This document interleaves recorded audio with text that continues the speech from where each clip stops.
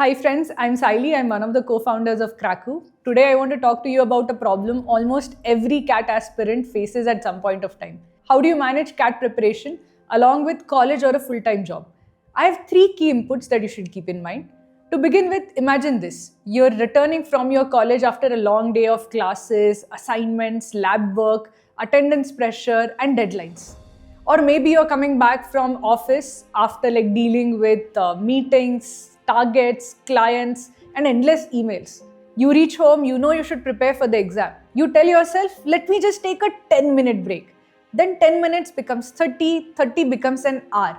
You scroll Instagram, watch a few videos, you watch even CAT topper strategies. And suddenly it's 11 pm. You look at your CAT book and say, let's start seriously from tomorrow. And somehow tomorrow never arrives. If what I just described sounds familiar, trust me, you're not alone. And before we move ahead, I'm actually curious about something. Are you preparing for CAT while managing college, or are you balancing it with a full-time job? Let me know in the comments. Just type college student or working professional. I go through most of the comments myself and it really helps me understand the challenges that you are facing so that we can create more useful content for you. Also, if you are serious about CAT 2026, make sure that you hit the like button and subscribe to the channel. We regularly share preparation strategies, mock analysis, topper insights, practical guidance that can genuinely help you throughout your CAT journey. Now let's get back to the biggest challenge most aspirants face. Almost every CAT aspirant managing a college or a job goes through this phase. The problem is not that you're lazy. The real problem is that you're trying to fit in CAT preparation into leftover time of your day. And that's where everything starts going wrong. Because the CAT is not an exam that simply rewards motivation. It rewards consistency. And that brings me to something we built for aspirants who struggle with consistency. We introduce CAT daily targets, so every day you know exactly what to study. No confusion, no overthinking, just open it and start. And the best part, if you finish the target on the day it is assigned, it's completely free. And to make consistency even more exciting, we have introduced a streak feature. Every day you complete your target, your streak continues. And if you maintain a 50-day streak, you can even win an exclusive Kraku t-shirt from our site, because consistency deserves recognition. Check our Kraku daily target link in the description box. Next, let's discuss another big myth in CAT preparation. Most aspirants think their biggest problem is the lack of time. Actually, it isn't. Look carefully at your day. Maybe you're spending 1 hour traveling. Maybe you have to wait between classes. Maybe you spend 20-30 minutes scrolling social media without realizing it. Maybe you consume CAT content all day but barely practice any questions. The truth is simple. You don't need more time. You need better utilization of the time that you already have. For example, if you're traveling every day, instead of endlessly scrolling reels, use that time productively. You can read articles every single day. You can read Kraku's CAT daily articles on your way.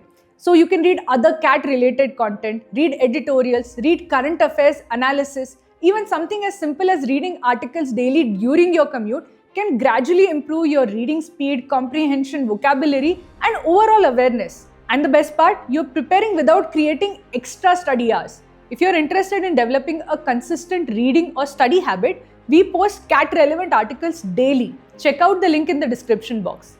Finally, I want to highlight something that almost every CAT aspirant avoids initially: mock tests. Most students are scared of mocks because mocks tell you exactly where you stand. And sometimes that reality is uncomfortable. But that's exactly why mocks matter. Think of it this way: nobody learns to swim by reading a book. You learn by entering the water. Similarly, nobody achieves a good CAT score by just watching video lectures. You learn by taking tests and by applying what you learn. If you are a working professional, make sure to set aside some time during the weekends to sit for a mock test. For college goers, consider taking a mock test on days with fewer lectures and more leisure time. The earlier you start taking mock tests, the better. Don't wait till you are fully prepared once syllabus is over. That will never happen. Regardless of where you are in your preparation, taking mocks can help you understand the exam preparation, your strengths, your weaknesses, and the areas that need immediate attention. In fact, if you're wondering where to start with mocks, Kraku provides 3 free CAT mocks that you can attempt right now. The link is available in the description box. Next, I want to address 2 subcategories of students that are there among working professionals and college students. That is the first-time test takers and repeaters. for students planning to take CAT for the first time, one of the biggest mistakes I see them making is thinking passively that it's only my first attempt, I have plenty of time, let me just experience the exam this year. I prepare seriously from next year. Please don't fall into this mindset. Whatever you do in your life, if you're doing it, give it your best shot, okay? It should matter, it should be serious. If you're writing CAT this year, prepare seriously. Give your best effort. Because even if you don't get your dream percentile, you'll at least gain confidence, experience, discipline, and a strong foundation. But here's another reason why you should take CAT seriously. Imagine you prepare casually and somehow everything clicks on the day and you somehow score say 98 percentile. But your dream college would have required just a bit more. Most people would be like, okay, it's amazing it was 98 percentile. But ABC would require 99 percentile plus more. If you're just given that extra bit of effort, you would have ended up in a top B school. And that feeling of just missing out would have hurt much more. So that's why first-time aspirants should prepare with full seriousness. Not because CAT is scary, but because your future deserves your best shot. And if you're starting your preparation journey now, having a structured plan can save months of confusion. Instead of spending weeks figuring out what to study, what to skip, and in what order to prepare, you can focus entirely on learning and improving. If you're looking for a structured roadmap, you can check out the Kraku CAT 2026 course. The link is there in the description box and the pinned comment.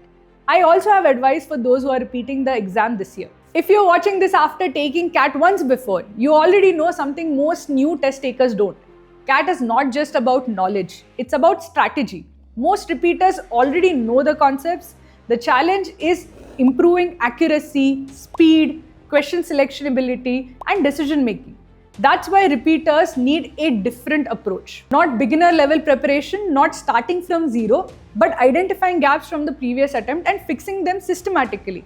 And that's exactly why we have a dedicated course designed specifically for CAT repeaters.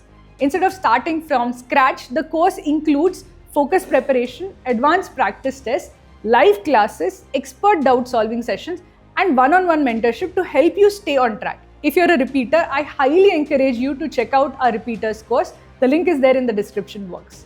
Finally, I want you to remember one thing. Thousands of students crack the CAT while attending college. Thousands crack the exam while working full-time job.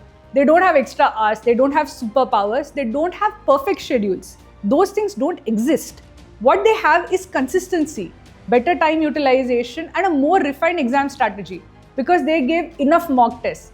I say this mainly because when we interviewed many of the CAT toppers, one common pattern emerged.